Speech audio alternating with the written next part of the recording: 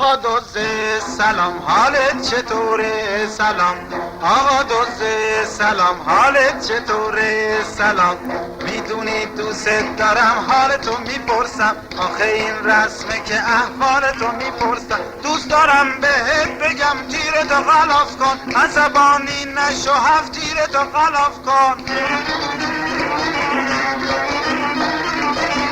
آقا دوسته سلام، حالت چطوره؟ سلام آقا دوسته سلام، حالت چطوره؟ سلام اگه هفت تیر بکشی منو بکشی، حبس میشی، حبس میشی، حبس میشی.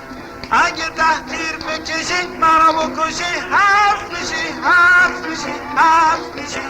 اگه چاقو بکشی منو بکشی، حبس میشی، حبس میشی، حبس میشی. اگه 60 تیر بکشی منو بکشی، حبس میشی، حبس میشی، حبس میشی.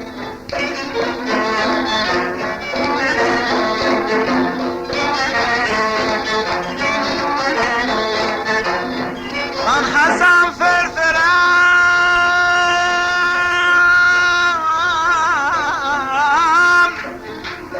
فرزم و چالاکم،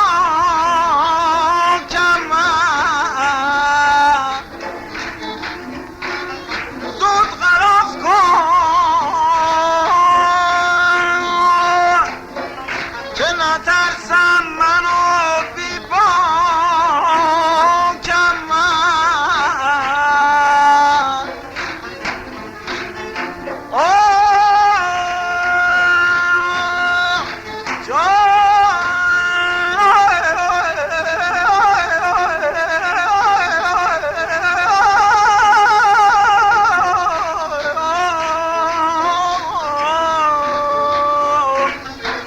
حبیب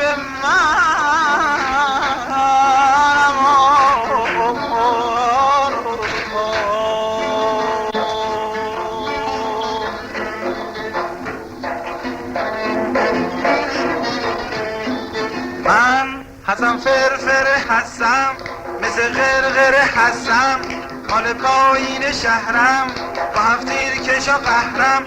نکن کاری که خیتت بکنم من، خودت خوب میدونی اینه میتونم من.